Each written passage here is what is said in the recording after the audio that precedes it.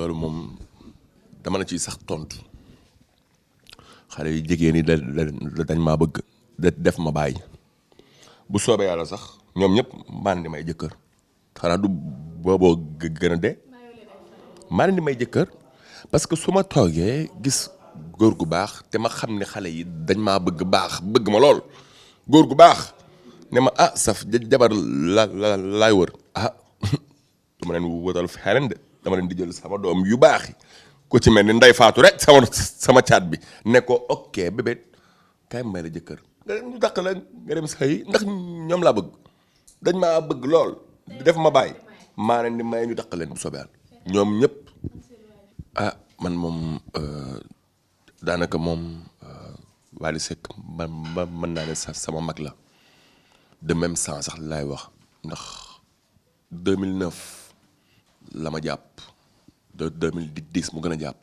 ba tey bàyyiwul yeneen artistes yi xam ne samay gaayen lañ ko ci mel ni Mandiaye Seck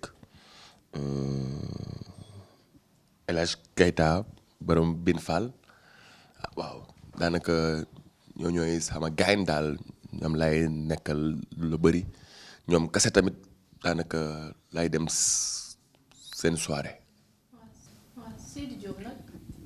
non kooku moo ko waxam. lu tax. dara moo ko wax rek.